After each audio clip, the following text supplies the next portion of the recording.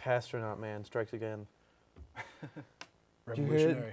Revolutionary. He's so aerodynamic on the field. He's the aerodynamic. It's not the ball. It's the hairless wonder that is Kind Josh of looks like a Dobbs. football now that I think about it. Yeah. Wow. He's taking the Vikings from ground to space. Right? Yeah.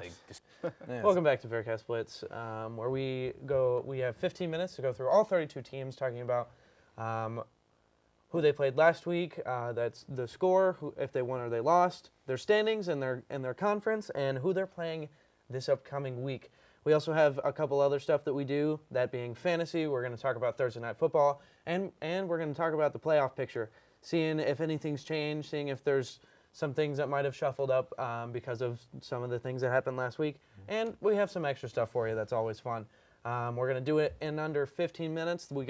That's what we're going to call our Blitz. When we go through all 32 teams, it's going to be in under 15 minutes. That'll be our Blitz. And then after that, we've got all our fun stuff that we're going to cover. But we got to do our Blitz first. So starting with the AFC North, you got 15 minutes. All right. With the AFC North, we have the Bengals, who unfortunately lost to the Houston Texans. Final score 30-27. Another great showing from C.J. Stroud. He did throw, I believe, his second career interception in this game, which is crazy to think about. But yes, came into that Bengals, thinking about riding easy from the last 3 good wins and preparing for this short week, very hard game, looking forward against the Ravens on Thursday Night Football. So, can't say I'm surprised, with the red-hot Texans, but I can say I'm disappointed. So, again, final score 30-27. Next up, the Browns in an absolute shocker. Last minute beat the Ravens 33-31. And then, obviously, Ravens lost to the Browns 31-33. Really just a nail-biter the whole game. Ravens put up, I believe, 14 points in the first 5 minutes. And then the Browns came back in the fourth quarter to win that game. Absolutely insane. Steelers beat the Packers 23-19. Nothing really notable there. Not great teams either way, but, Steelers defense is good. Standings, that leaves the Ravens still on top at 7-3. The Steelers are now in second at 6-3. The Browns are right behind, tied at 6-3. And the Bengals still in fourth, fall to 5-4. Very unfortunate. Looking forward to this week. Again, Bengals are traveling to Baltimore to play the Ravens on Thursday Night Football. The Browns host the Steelers.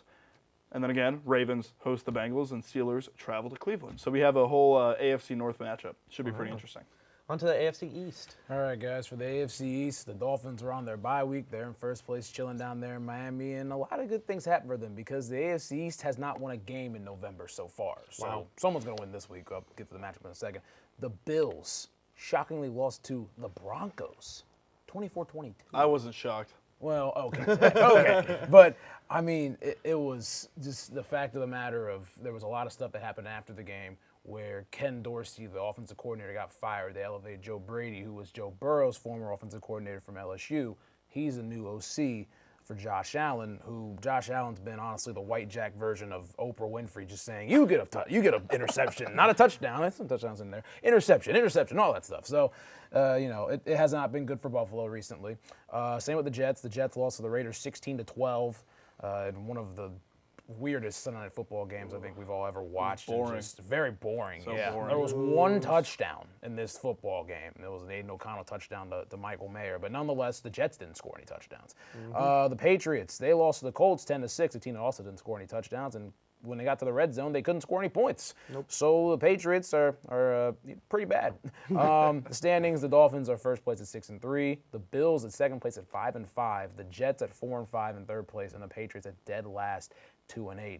Week 11 poses the Patriots on a bye week, a very much needed bye week to say the least. There might be some quarterback shuffles that are going on with there. Maybe Mac Jones is demoted down to the third string quarterback. Zap attack? Maybe the Zap attack. Maybe Will Grier. We'll see what happens over the break. The Raiders and Dolphins play each other at 1 o'clock on CBS, a game that now has some heightened stakes to it. The Raiders are only a game and a half out of the Dolphins and just AFC pictures and stuff like that, but it'll be interesting. And then the big one of the day, the Jets and the Bills, national window, 4 o'clock game on CBS. The Bills are fighting for their lives. They have a tough schedule down the stretch. The Jets beat the Bills week 1. The Jets are also fighting for their figurative life at the moment. So, two teams that are going to be coming out with a lot of energy in this game, to say the least. Let's go to the AFC South. AFC South. The Jaguars, they lost to the 49ers 3-34. Both of them coming out of their bye week. 49ers were a lot more prepared than the Jaguars were. Jaguars were hot for a long time, but losing that much to the 49ers is kind of ridiculous. 31-point deficit between those two teams. Jaguars are now 6-3. The Texans beat the Bengals in a field goal while the time was counting down to 2-0-0, 30-27. What a crazy game that was. The Colts beat the Patriots in a less crazy game, 10-6 in Germany. That was fun at least. Not that fun to watch, but you know what? They were in Germany. It happened. And they, as mentioned previously, they held the Patriots to only field goals. And in the final minutes in the fourth quarter, Mac Jones was benched, was not even allowed to have what could have been a drive to maybe get the Patriots into the end zone. He was benched before that, and Bailey Zappi was in for a little bit. And the Titans at 3-5, they lost to the Buccaneers 6-20. In the AFC South, the standings are the Jaguars are still up top at 6-3. Texans are 1 game behind, or 1.5 games behind at 5-4. Colts are half a game behind the Texans at 5-5, and the Titans are 2 games behind the Colts at 3-5. Next week, the Jaguars are at home against the Titans in a little AFC South matchup. The Texans are at home against the Cardinals. The Colts are on a bye, and as mentioned previously, the Titans are at the Jaguars. On to the AFC West. All right, AFC West. So starting off, we have the Chiefs, the Kansas Swiftie Chiefs, who were on their bye, thankfully. The Chargers, who lost in a shootout to the Lions. Final score, 41-38. Lions with a last-minute field goal to take the win. But yeah, absolute shootout. You know, Justin Herbert, he plays his heart out, and the defense, lets up 41 points. What more do you expect? Broncos beat the Bills 24-22. And this game, I gotta say, was it had one of the craziest endings I think we've seen so far this season. Broncos, Russell Wilson got into field goal range. He got into field goal range, got sacked out of field goal range, got into field goal range again because of a Jerry Jeudy defensive pass interference onto Jerry Jeudy. And then they managed to run down the clock until they get into field goal range, or field goal time, really. Then they do this weird, running off the field goal unit transition. NASCAR-like. Super weird, NASCAR-like. Yeah, a pit change, whatever. They kick the field goal off as time expires, and what's his name? Will Lutz, the kicker. Will Lutz misses the kick, but flags thrown. Bills had 12 people on the field, and I don't want to crack any jokes here, but the 12th man was Damar Hamlin. Can't be doing that. In his first. Can't be doing that. His first few snaps back in the NFL. Bills suffered 3 different injuries in their secondary, so Damar Hamlin got a chance to play. He got a tackle, and then a few plays later was the 12th man on the field that gave Will Lutz another opportunity to make the kick, leading to Broncos win against the Bills. So absolutely crazy ending. It's just crazy. So yeah, Broncos come away with the win. So they beat the Chiefs, they have their bye week, and then they beat the Bills. It has been a great couple of weeks for the Broncos. And then finally, again, the Raiders, total snooze fest. They beat the Jets 16-12. Leaves our standings with the Chiefs still on top at 7-2. The Raiders next up at 5-5. The Chargers right below at 4-5, and then the Broncos tied with the Chargers, but still in 4th place again at 4-5. Looking forward to this week. We have a Super Bowl rematch on Monday Night Football. The Chiefs host the Philadelphia Eagles. They're going to travel to Arrowhead and play a rematch. I'm excited to see what happens. That'll be a good one. Yeah, Chargers travel to the Cheese State to play the Packers. Broncos host the Minnesota Vikings, and the Raiders travel down to Miami, like we said earlier. On to the NFC. NFC North. The Lions, they beat the Chargers, as mentioned before, in a shootout, 41-38. The Vikings, they beat the Saints. Josh Dobbs, the Pastronaut, as mentioned in the beginning, just going off 27-19. The Packers lost to the Steelers 19-23 in a game that was. It was a game. Like, both teams, I don't think, played very well. But you know what? Somebody had to win and somebody had to lose. You can't really have two losing teams there. And the Bears, and what was believed to be the worst game on the schedule, Bears beat the Panthers 16-13. The standings for the NFC North, the Lions are still on top at 7-2. Vikings are behind them at 6-4. The Packers are behind them at 3-6, and the Bears are behind them at 3-7. This upcoming week, the Lions are at home against the Bears in a little NFC North matchup. The Vikings are at the Broncos, and the Packers are at home against the Chargers. And the Bears, as mentioned previously, are at the Lions in a little NFC North matchup. On to the NFC East. Here, the NFC East. The Cowboys beat the Giants 49-17. I mean, what else did we expect? The Cowboys were like 17-point favorites, and they, killed the Giants. And I think they outscored the Giants this year 89-17 in the game of football. So that's, absolute domination. The Eagles were on a bye week. They were resting up for their big game coming up. The Commanders lost to the Seahawks 29-26, and it was a pretty good game, shootout. Sam Howell leads the league in passing thus far, so wow, that's a stat. Standings: the Eagles are 8-1, the Cowboys are 6-3 in second place, the Commanders are 4-6, and the Giants are at 2-8. Week 11 brings you the Cowboys going to Charlotte, take on #1 overall pick Bryce Young and the Panthers at 1 o'clock on Fox. The Giants and Commanders battle each other at 1 o'clock on Fox over in Landover, Maryland. And then, obviously, the big Super Bowl 57 rematch between the Eagles and Chiefs are on Monday Night Football. You can find it on ABC, ESPN, ESPN2. Let's go to the NFC South. All right, with the NFC South, we have the Atlanta Falcons, who, in Kyler Murray's first game back, did lose, unfortunately, 25-23. Kyler looked good. He hasn't played in about a year. And, the Falcons, Arthur Smith, what are you doing? What are you doing? Yeah. Buccaneers come away with a solid win against the Titans. Final score 20-6. Saints lost to the Vikings 27-19. And then the Panthers, again on Thursday Night Football, lost to the Bears 16-13. And again, a completely boring game. Standings, that leaves the Saints once again on top at a impressive record of 5-5. The Buccaneers right behind at 4-5. The Falcons right behind again at 4-6, and then the Panthers all the way down to the bottom at 1-8. Looking forward to this week. The Falcons are on a much-needed bye after the losing streak they've been on. The Buccaneers are traveling to San Francisco to try and avenge their Florida bros and play the 49ers.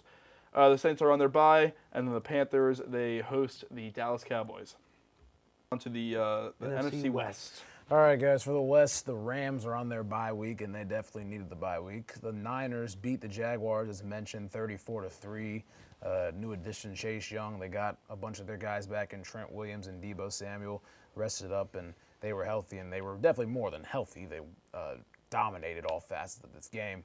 The Seahawks beat the Commanders 29-26. Just, again, your classic 425 shootout. That's, the secondary game, so most people didn't get to see it, but it was a really good matchup. They went down to the wire. The Seahawks had a game-winning field goal.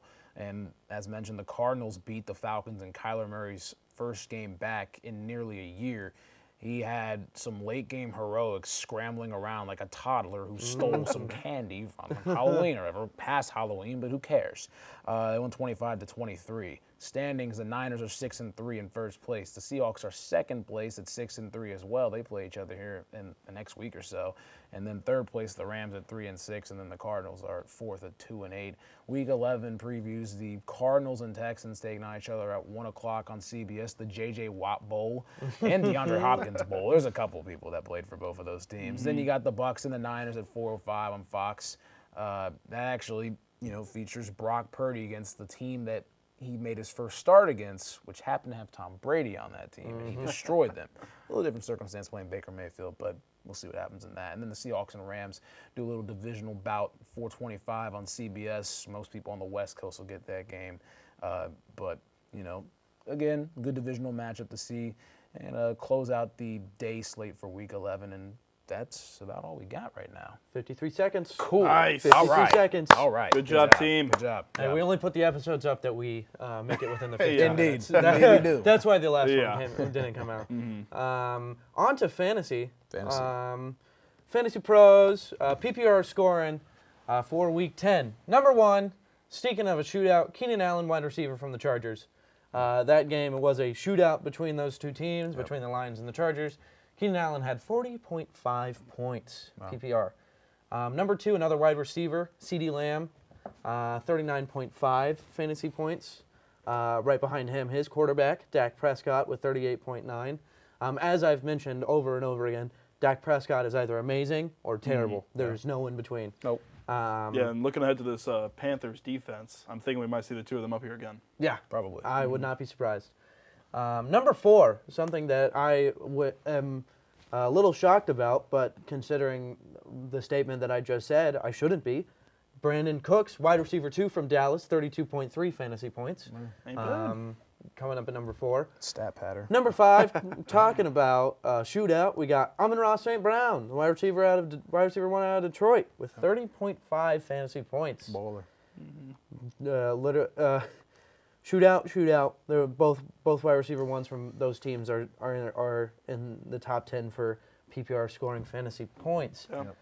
It's also pretty notable. 4 of the top 5 are wide receivers. Yeah, that's something you don't see every week. Yep. Our first tight end on the board, T.J. Hawkinson, who was a Lion but That's is now a true. Viking, 30.4 PPR fantasy points for him. He had a hell of a game. He Yeah. definitely did.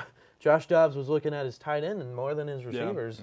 You see it a lot, like the new QBs. The tight end is just a safety blanket for them. It's I'm honestly surprised that they look more at the tight end than the wide receivers. But if you kind of think Tight ends are about bigger. route runnings with tight ends, they're running more of the check down routes and less Yeah. of the less of the longer They're throws. closer. for They're the- probably yeah. they're going to outmatch just in height. You know, they're defensive backs. I think it's just an easier pass for those. Indeed. Your second QB is the Chargers QB, Justin Herbert, with 29.4 fantasy points. He had himself a game. Number 8, a man that I haven't seen in a very long time, whose name has sort of appeared in talks and is like kind of there, but most of the time he's not there. Brian Robinson Jr., Wow. the running back, the first running back in the top 10 is out of Washington, Brian Robinson Jr. with 27.7 fantasy points. I didn't watch the game, but he must have been balling out. To get him into that circumstance, but just Brian Robinson, good pass catcher out of the backfield, hard runner, and he found himself in this list.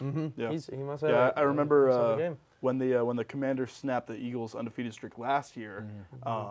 Brian Robinson had himself a game. They controlled the time of possession the whole time by giving him the ball like every other play. He's just sneaky good. Yeah, I think is. the reason you don't see him is because he's doing the work, and they don't need to use him as much because, Yeah. as you mentioned before, Sam Howell has the most passing yards in the league right now. So they just don't need Brian Robinson as much, and that's why you're not seeing him. But in games like where they use him a lot, you're going to see him in this list because he's just sneaky 100%. good. Facts. Coming up, number 9, Mike Evans, wide receiver 1 out of Tampa Bay, 26.3 fantasy points. Baker Mayfield, like what? Hey, he's finding Mike the number one Evans- target. Mike Evans is one of the most consistent receivers Yeah. of the last decade. He is. Yeah. He's Or very decade, however consistent. long he's been in the He's league. gone like 8 or 9 years straight with 1,000 Yeah. yards. Like He's just one of those guys that you can just rely on to be Yeah. open. He's the model consistency in National Football. He's, Yeah. he's He's just awesome. He's your big Yeah. receiver, 6'4", whatever. I mean, It's just the That's what first you the want. first Yeah, time he's that a I've prototype. seen him on this list, which yeah, is a little surprising to me. I haven't seen him at all on this He's list. still so low. far. Yeah. But a guy that we did see last week, Jahmyr Gibbs, coming up number 10, running back out of Detroit, 26.2 fantasy points. I've been saying this since the beginning. You use Jahmyr Gibbs, he's gonna get yards, he's gonna get fantasy points for you. Yeah. I picked him up at the beginning and unfortunately had to trade him, but I picked him up with the thought of knowing that he was going to be good down at the end of the stretch. Yeah. Hey, So, man, reaping and the he benefits. really is. We're reaping the benefits right now because Detroit unlocking Jahmyr Gibbs just makes him a different level. Yeah. Run 100%. attack, pass out of the backfield, whatever. That just makes Detroit that much scared of a football team Yeah, right now. for sure. But that is your top 10 list. A few notable things that aren't outside of the top 10, Joshua Dobbs just barely missed it. He was 11. Yeah. The Pastronaut. It's unfortunate that he didn't make the list, considering that his wide receiver or his tight end made it on there. I was hoping to see him. Yeah. But a lot of those big names we're not seeing because they were on the bye week. No Dolphins players, no Chiefs players because they were on the bye week. So and the Eagles. Yeah. So I'm like, this is a kind of a surprising list with a lot of players that you don't normally see because a lot of those top fantasy scoring teams were on their bye weeks. So it's cool to see some of these players kind of get some of the recognition that they deserve. 100%. All right, I have a big thing for injury update. Okay. Yeah. Deshaun Watson Oh, ruled boy. out for the season. He has decided to undergo season-ending surgery on his right shoulder, I believe, one of his shoulders. His throwing shoulder. Yeah, so right shoulder. His right shoulder. And he is out for the season. I don't believe a starter has been named yet, but either they're gonna put in Dorian Thompson-Robinson. Am I wrong? It's DTR. Yeah. Okay, Is it yeah. So DTR? Dorian Thompson-Robinson, the rookie out of UCLA. Yep, Yeah, out of UCLA is taking the reins of a Browns team that is still very much in playoff contention, Yeah. and quite possibly has the best defense in the league to give him the ball often. So I'm not going to rule out the Browns as much as I'd like to. I'm not going to rule out the Browns just yet. But should be interesting to see how that shakes up. But yeah, Deshaun Watson is out. I saw a stat today that Deshaun Watson has missed 35 games over 3 seasons. Well, he sat out on his own for like the entire season. That's and he got but still. Wow. All this money, lot. and he started like 5 games for the Browns? Yeah. Yeah, he had a cap hit. His cap hit this year was like $19 million. Next year it's $63 million. So, it's gonna mount up. And I will say Say goodbye to that elite defense. Goddamn right, man. But I mean, looking at it, this him being out the rest of the season doesn't change my opinion on the Browns. Like, it honestly might be a little better without him. Like, Yeah. It sounds crazy, but Deshaun Watson was not contributing to that offense as much he as made some big plays down the probably stretch think he should be. against the Ravens. He made some plays down the stretch Yeah. and everything. But you could call me an idiot for saying, they're not going to be that good. They're going to be better without him and stuff. But I mean, you saw they could win a little bit without him and everything. Yeah. Keep games close. So I mean, Jacoby Brissett led them to, what did they finish, 9-8 last year? well, they were something like that. They were like 7-10 last year, but still, 7-10. I mean, that's not bad. I mean, still, you would have thought they would have tried to trade back for Jacoby Brissett or something. I know, yeah. I don't know why they let him I know go. for a fact if this happened, a week or two, or what is it, week 10? If this happened 2 weeks ago before the trade deadline, they would have gotten Jacoby Brissett Would have back. tried it. Yeah, tried to get him back and everything. Another injury thing. I mean, Sam Howell with yeah. him popping off, I can't imagine the Commanders would say no. yeah, at that point. But yeah, I mean, and then another thing, Trey Hendrickson, he got rolled up on the last play of the game before the field goal, the game-winning field goal for the Texans. So Trey Hendrickson hyperextended his knee. It was going to be about a couple-week injury. Wow. This man miraculously is playing on Thursday Night Football. That's crazy. 2 days after he got hurt. Damn. He practiced limited and practiced full today on Wednesday. I'm impressed. That is crazy. Good for him. I mean, obviously we're going to predict the score and everything, but I hope he makes a good enough impact for the Bengals to win. But that's For sure. here nor there. But I'll keep that. If T. Higgins is going to be back? He's not coming back. He's not coming back. Nope. Him and Sam Hubbard are out. So it's a big loss there. Yeah. Huge loss there. Yeah. So. Speaking of the Bengals, I kind of wanted to talk about the Texans and how what happened. I talked about that so much this week Because already. Yeah, I just looking at their last 3 games, right? Yep. They lost to the Panthers. Oh my The Panthers' only win is against the Texans. Yep. And I don't know if that lit a fire under them or what happened, but they went on to beat the Buccaneers, which is like an okay team, and then beat the Bengals. Yeah. Again, it was a field goal in the last seconds, but still, Texans somehow, after losing to the Panthers, the worst team in football, arguably, go on to beat both the Buccaneers and the Bengals in back-to-back weeks. Yeah. And I just think that is kind of bonkers. It is. I mean, It's completely bonkers. Doesn't make sense. There's a couple stats that I actually thought about. The Texans have had the Bengals number over the past. They're 9-2 in their last 11 meetings. The Bengals haven't beaten the Texans at home since 2005. Oh my God. It's 5 meetings in that time frame, including Sunday. The Bengals and the Texans have had the Bengals number over time. The home team hasn't won in this series since 2016 Wow. against each other. So it's just been away. It's just, that type So of vibe. weird. That's crazy. It's one of those really weird Yeah. series matchups that just a lot of weird things happen. Mm-hmm. And I feel like a lot of outliers were in this football game. Yeah. Like the Texans were able to exploit Cincinnati Bengals in a lot of different areas when it came to play action and all that stuff. Mm-hmm. Trust me, I've watched the film. It's bad. not but great. There's a lot of stuff that's fixable on there, but still a lot of stuff the Ravens are going to try to take into account. But letting Noah Brown go for 172 on 7 catches and catch literally the ball in the same exact spot possible, it doesn't make sense. Let Devin Singletary run for 150 yards on the 30 attempts after being a cast off of the Buffalo Bills. You can't stop the run.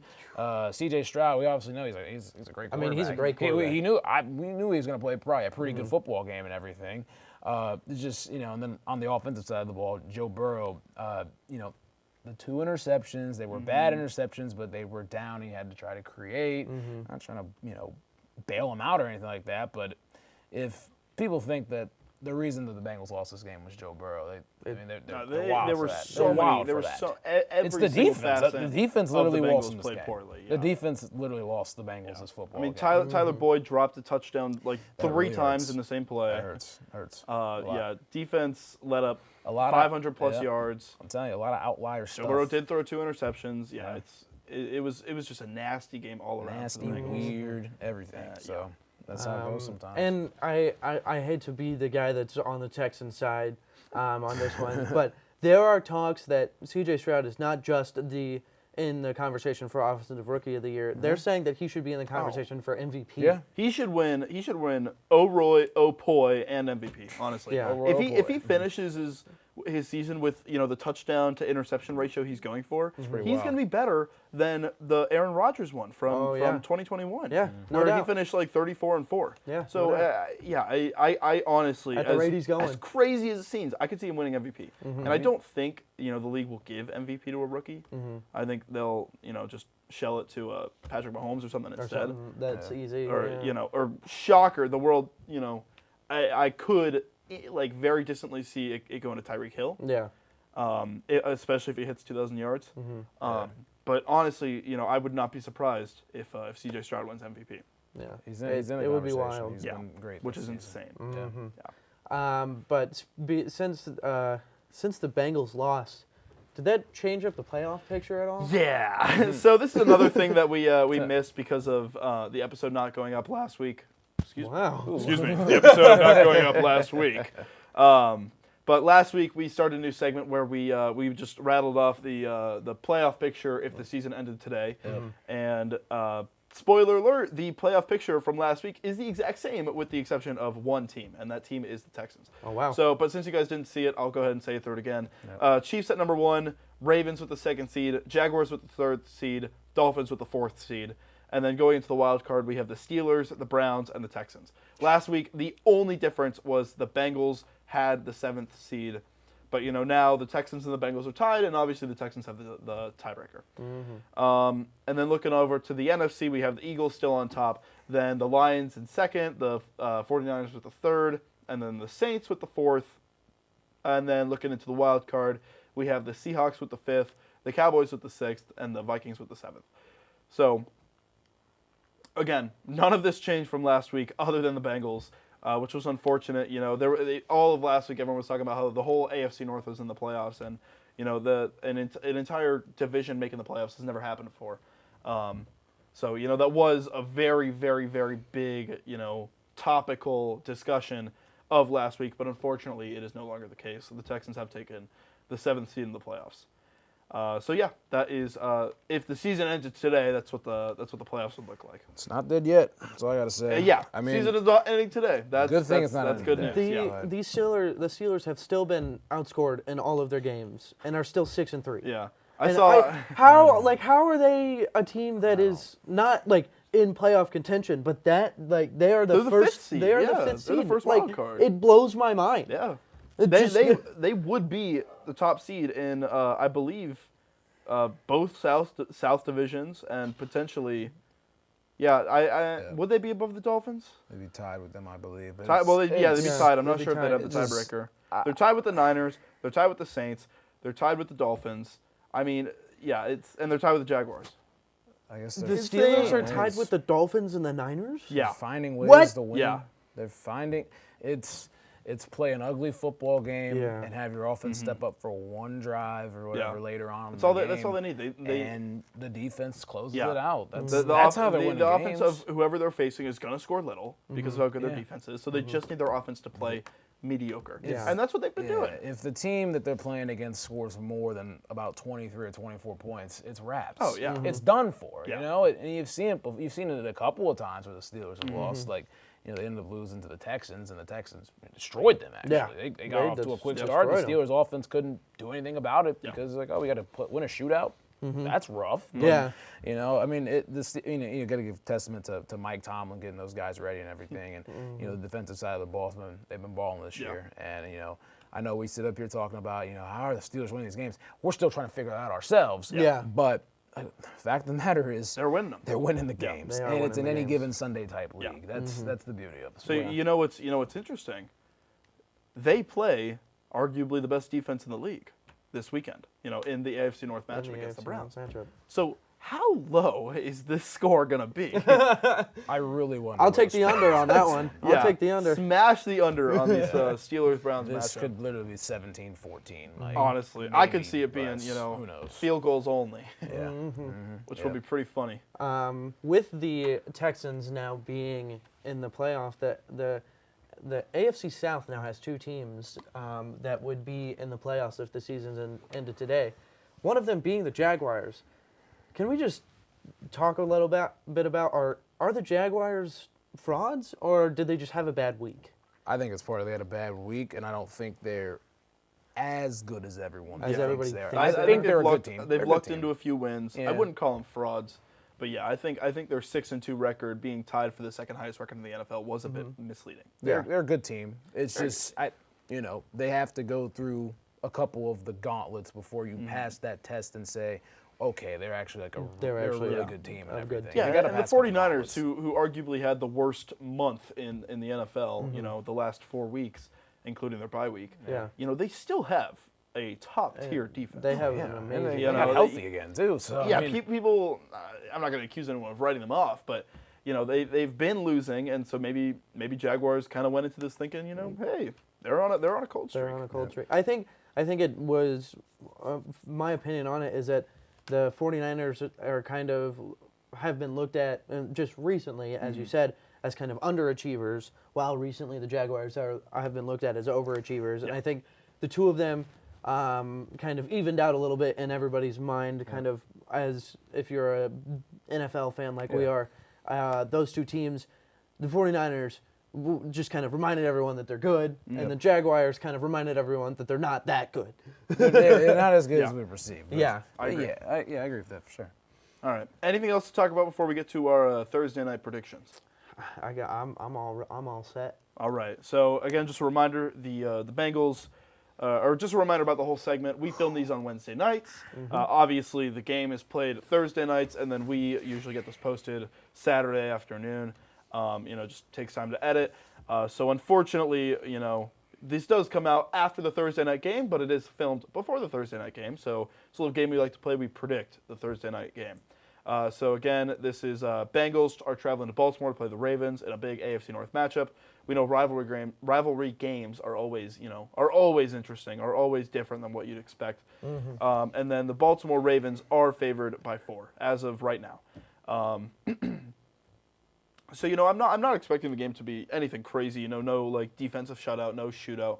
I think it's going to be a good game with good play on both sides on both sides offensive defense and on both sides of both teams. That being said, I am unfortunately going to have to pick the Ravens. I hate to say it, but I don't see the Bengals winning this game. They were shaken up by the Texans, and the Ravens have just been looking dominant. Roquan Smith, Zay Flowers, just key pieces of this the Ravens team that is really showing out. So that being said, I have the Ravens taking away the win with a last-second game-ending Justin Tucker field goal. Final score 27-24. Heartbreaker. I know. So I am similar to you in regards to score. I I'm a little bit higher. I'm at 24-27. That's what I said. That's the exact same score. But I'm really close to you in regards to score. Actually, the Spot exact score being 24-27. Okay, But but you have it flipped. But I have it flipped. I Yes. have the Bengals winning because the Ravens, as you said, are a really good team. But the Ravens have lost to some very strange teams. One of them being the Colts. But the Ravens have lost to the NFC North. The Ravens lost to the Steelers. The Ravens lost to the Browns. AFC North. The AFC North, yes. They have lost the divisional games. And I think the Ravens are going to lose another divisional game to the Bengals. And I think, as you said, it won't be lopsided on either side. It won't be a shootout. It won't be a low-scoring game. But I think 24-27 is a pretty accurate number. But I think it's going to be flipped. I think the Ravens for some reason, don't know how to play their divisional opponents. And I think the Bengals are going to come out on top of this one. All right. Well, I've done a couple shows this week about these games, about this game in particular. It's the only thing that's on my mind at the moment. I'll say this. I think I might hold off on a score because mine is jumbled. Okay. But the thing that concerns me, there's a couple things that concern me about the Bengals in this standpoint, is the primetime record on the road and everything. Since 2000, they were 1-25 on the road primetime games. The Ravens are 15-2 since 2011 at home primetime games. But I will put this out there. Joe Burrow and the Bengals ended a 31-year playoff drought. They ended the streak of not winning a Sunday night football game. Mm-hmm. A lot of demons to cast out there. The Bengals were 5-4, 2 straight years, had to go on the road in hostile environments and win tough football games. I will say this. The Bengals win the football game if Joe Burrow and Jamar Chase go absolutely insane tomorrow. Mm-hmm. That's the way they win the football game, and they limit the run game. Mm-hmm. That's on defense. Gotta limit the run game. That's all I got. Yeah. Because hopefully Thursday night, Friday morning, we're waking up and we're hearing a lot about Joe Burrow and Jamar Chase going crazy and winning themselves a football game. Mm-hmm. And now the AFC North is even tighter than before. Oh, yeah. I'm not giving a pick because, man, oh, man. I could go on for a minute about that. We could talk for an entire episode about this. Yeah, We really could. That's fair. But your buys going into next week, we got the Falcons, the Colts, the Patriots, and the Saints. With the Colts and the Patriots both going on their buys, that means that every team who came back from Germany went straight into their bye. Because the Chiefs and the Dolphins went straight into their bye after Germany, and the Patriots and the Colts also went straight into their bye week after Germany. The Falcons have a well needed bye week coming up, and the Saints.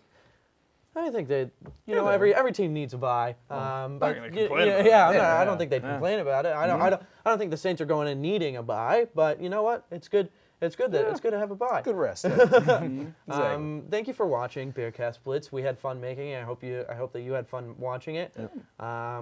We are all going Thursday night. We're all going to be stressing, watching the TV, eyes glued to the screen, and you're gonna know what the score is, and you got to let us know in the comments if we got our picks right or not. We hope to see you next time, and this is us saying bye-bye. Stay in school. Bye-bye. Stay in school, kids. Stay in school. All right.